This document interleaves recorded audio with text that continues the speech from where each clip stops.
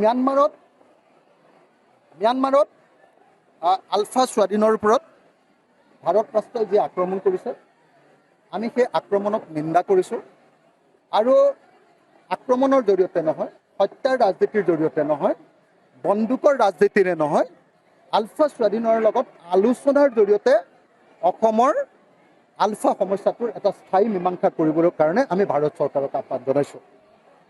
ভাৰত চৰকাৰে এতিয়া শান্তিপূৰ্ণ গণতান্ত্ৰিক সমাধানৰ পৰিৱৰ্তে অস্ত্ৰ শস্ত্ৰৰে মানুহক মাৰি বিদ্ৰোহীসকলক হত্যা কৰি এতিয়া আলোচনাৰ প্ৰক্ৰিয়াটোক বাধাগ্ৰস্ত কৰিবৰ কাৰণে যি যত্ন কৰিছে আৰু সেই সুযোগত আলফাই আকৌ অসমত বোমা বাৰুদ কৰিম বুলি যিধৰণে ঘোষণা কৰিছে, আমি দুয়োটাকে কোনোপধ্যে নকৰিবৰ কাৰণে, এই দুইটা কাম নকৰিবৰ কাৰণে দুয়োটা আমি ভাৰত চৰকাৰক আৰু আলফা দুইটা সংগঠন বা দুইটা অনুষ্ঠানকে আমি আহ্বান জনাইছোঁ আৰু আশা কৰিম ভাৰত চৰকাৰে এনেকৈ অসমীয়া ডেকা নিধন কৰাৰ পৰিৱৰ্তে অসমৰ আলফা সমস্যাটোৰ সমাধান কৰিবৰ কাৰণে তেওঁলোকৰ লগত আলোচনাত বহক আৰু আলোচনাত বহি এটা ৰাজনৈতিক সমাধান কৰক। আলফাৰ বেছিভাগ মানুহেই যেতিয়া ওলাই আহিলে, এতিয়া এই গ্ৰুপটিও নিশ্চয় আলোচনাত বহিব আৰু মই ভাবোঁ যে তেওঁলোকৰ লগতো আলোচনা কৰি এটা শান্তিপূৰ্ণ মীমাংসা কৰিবৰ কাৰণে আগবাঢ়ি যাব লাগে। আমাৰ অসমীয়া ডেকাক হত্যা কৰাটো আমি কেতিয়াও নিবিচাৰোঁ। অসাংবিধানিক কথা কৈছে। হিমন্ত বিশ্ব শৰ্মা চৰকাৰে ভূমিহীন মানুহক উচ্ছেদ কৰিছে আৰু ভূমিহীন মানুহক উচ্ছেদ কৰি তেওঁলোকৰ ভোটাধিকাৰ কৰ্তন কৰাটো সংবিধান বিৰোধী কথা হ'ব। কোন সংবিধানত লিখা আছে যে ভূমিহীন হ'লে মানুহক আপোনাৰ ভোটাধিকাৰ কৰ্তন কৰিব পাৰে? যদি বিদেশী হয় তেতিয়াহ'লে ডেফিনেটলি ভোটাধিকাৰ কৰ্তন হ'ব, কিন্তু যদি ভোটাধিকাৰ কৰ্তন কৰিবলৈ হয় তাৰ আগতে বিদেশী বুলি প্ৰমাণিত হ'ব লাগিব। গতিকে মই হিমন্ত বিশ্ব শৰ্মাৰ এই কথাত প্ৰত্যাহ্বান জনাইছোঁ আৰু এনেকুৱা ধৰণৰ ফাংফুং কথা নক'বৰ কাৰণে, সংবিধান বিৰোধী কথা নক'বৰ কাৰণে, বেআইনী কথা নক'বৰ কাৰণে হিমন্ত বিশ্ব শৰ্মাক সকীয়াই দিছোঁ আৰু কোনো মানুহৰ ভোটাধিকাৰ কৰ্তন নকৰি ভূমিহীন থলুৱা খিলঞ্জীয়া মানুহবিলাকক মাটিৰ পট্টা দিবৰ কাৰণে আৰু মাটি দিবৰ কাৰণে মই দাবী জনাইছোঁ। হিমন্ত বিশ্ব শৰ্মাই, মই কালি নিজে লখিমপুৰলৈ গৈছিলোঁ।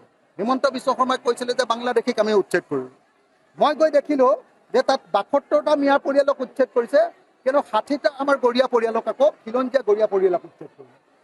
২০টা আদিবাসী, আমাৰ খিলঞ্জীয়া আদিবাসী চাহ জনগোষ্ঠীৰ পৰিয়ালক আমাৰ উচ্ছেদ কৰিলে।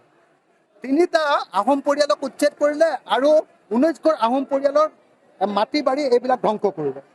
কলিতা পৰিয়াল এটাক উচ্ছেদ কৰিলে, অনুসূচিত জাতি কৈৱৰ্ত পৰিয়ালক এটা উচ্ছেদ কৰিলে আৰু এনেকৈ অসমৰ খিলঞ্জীয়া ভূমিপুত্ৰ মানুহবিলাকক তেওঁলোকে উচ্ছেদ কৰিলে। এতিয়া হিমন্ত বিশ্ব শৰ্মাই যদি কয় যে বাংলাদেশী খেদিছোঁ উচ্ছেদৰ জৰিয়তে, এইটো কেতিয়াও সত্য কথা নহয়। গতিকে আৰু যিবিলাক মানুহক উচ্ছেদ কৰিলে, মই লখিমপুৰলৈ নিজে গৈছোঁ, এটা অঞ্চলত য'ত আচলতে মিঞা মানুহবিলাক আৰু আদিবাসী মানুহবিলাকক উচ্ছেদ কৰিলে, তাততো দেখিছোঁ যে ২০ ঘৰ আদিবাসী মানুহৰ ভিতৰত ২০ ঘৰ মানুহেই ভূমিহীন, এক টুকুৰাও মাটি নাই। ৪ ঘৰ আপোনাৰ আমাৰ আহোম মানুহ উচ্ছেদ কৰিলে, ৪ ঘৰ মানুহৰ ভিতৰত ৪ ঘৰ মানুহেই ভূমিহীন, অন্য কোনো ঠাইত মাটি নাই।